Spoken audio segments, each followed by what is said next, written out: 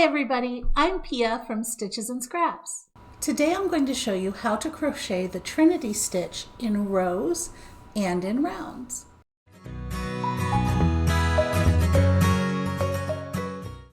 To work Trinity stitch in rows, we're going to start with an even number of chains, and we're going to start with a single crochet in the second chain from the hook. I have 10 chains here, and I like to work in back bumps, but you can work however you normally work into a chain. It doesn't matter for this swatch that we're doing. So I like going into the back bumps. So I'm going to insert my hook into the second chain, yarn over, pull up a loop, and then yarn over and pull through both to make my single crochet. So we started with a single crochet. Now for every Trinity stitch, we're going to pull up 3 loops. The first loop is going to be in the same place as the last leg of whatever the last stitch was. So in that case, it's the last stitch we worked into, right? So it's this chain right here that single crochet is worked into. And then we're going to pull up a leg in each of the next 2 chains or stitches depending on what row we're on. So I insert my hook in that same chain where my single crochet is, yarn over, pull up a loop.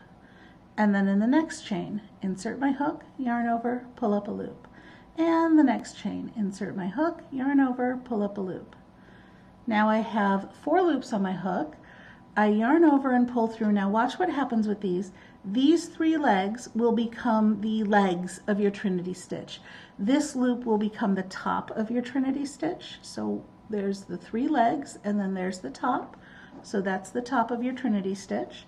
And then we're going to make a chain to separate our stitches. And there's that chain. So this is essentially a decrease, and then the added chain keeps the stitch counts the same. So let's do that again. So we're going to go into the same place where the last leg was, insert our hook, yarn over, pull up a loop. Go into the next chain, insert our hook, yarn over, pull up a loop. And the next chain, insert, yarn over, pull up a loop. Yarn over, pull through all 4. And chain 1. A couple more times here. In the same stitch we just finished with, yarn over, pull up a loop. Next one, and next one. 4 loops, yarn over, pull through all 4, and chain 1. And then finally, I have 2 chains left. I'm going to insert into the same chain I just worked into, yarn over and pull up a loop, insert in the next chain, yarn over, pull up a loop, and the last chain,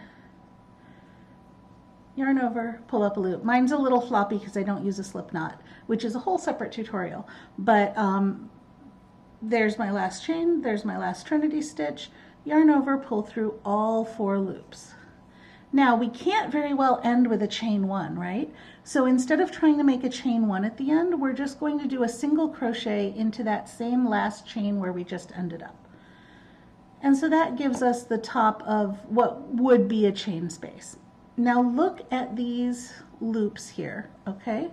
When I turn my work, because this is where we're going to be working back into them, the ones that are slightly smaller, those are the chains. The ones that are slightly bigger and have the opening underneath them, those are the tops of the stitches. So just remember that when you're looking at instructions if it references chains and tops of stitches. So I've turned my work, I'm going to chain 1, okay? And now I'm starting in this single crochet that we worked earlier. Remember, I have to start with a single crochet. So I'm starting by making a single crochet into that single crochet.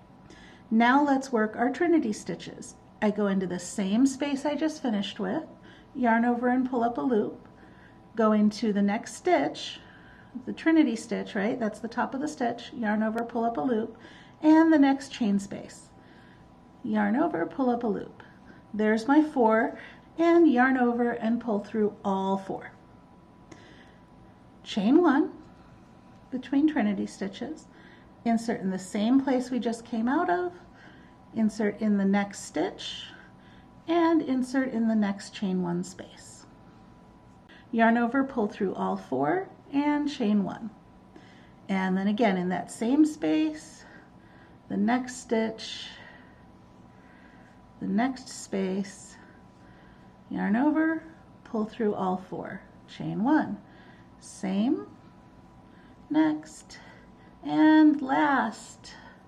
Okay, that last one is that single crochet that we started the row with. Yarn over, pull through all 4, and then end the row with a single crochet in that same spot. And there you have the Trinity stitch in rows. After a few more rows, it looks like this. The Trinity stitches going in opposite directions come together to make almost star-like shapes, which is really cool. Now let's look at Trinity stitch in the round. For Trinity stitch in the round, we need an even number of chains, and then we're going to join, chains or stitches, and then we're going to join to work in the round. So there's my join. Now I'm going to chain 1 to get up to height. Because we're working in the round, we don't need a single crochet on each edge. We can just start right in with our Trinity stitches. I'm going to rotate this because, like I said, I like working into the back bumps. There we go. Okay, so I'm going to start in this very first chain that I joined in. I'm going to insert my hook, yarn over, and pull up a loop.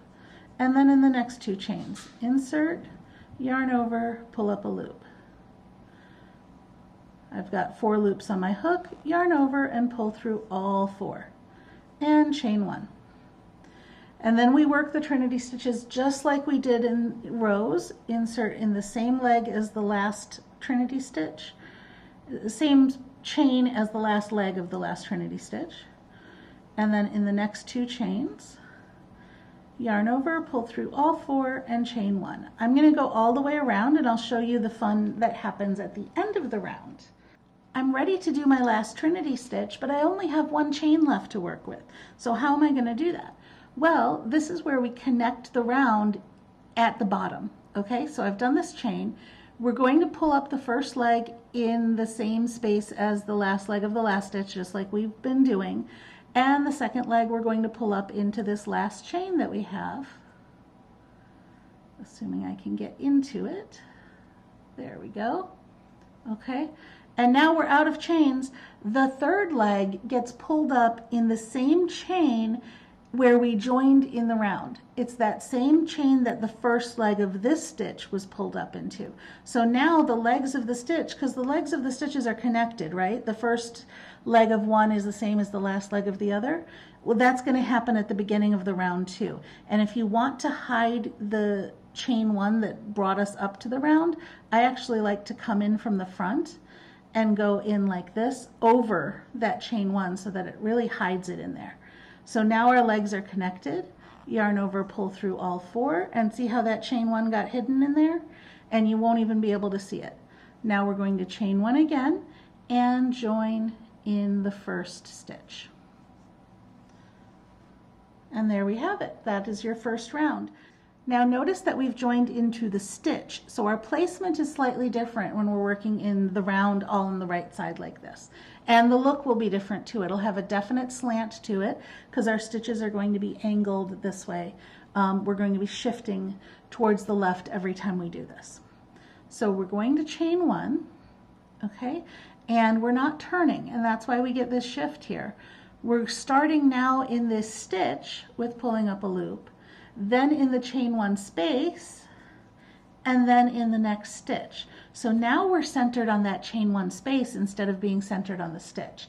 And that's why it will shift slightly with every round. And then chain 1, see how it's diagonal from it? And do it again. Same space as the last leg, so that same stitch as the last leg, the chain 1 space at the center, and then the next stitch. Yarn over, pull through all 4, chain 1. I'll do it one more time. Same place that the last leg went in, the next chain 1 space, and the next stitch. Yarn over, pull through all 4, and chain 1. And we'll keep doing that all the way around. Okay, I'm finishing up my last stitch of the round here. I've got my first 2 loops in the same stitch as the last leg and in the chain 1 space. And now I'm back to the beginning and I'm going into this same stitch that we joined the round in. And again, I'm working in front of that chain 1 and all of the join stuff we did. So I insert my hook there and pull up a loop. And that'll cover up all of this join here. Yarn over, pull through all 4, and chain 1.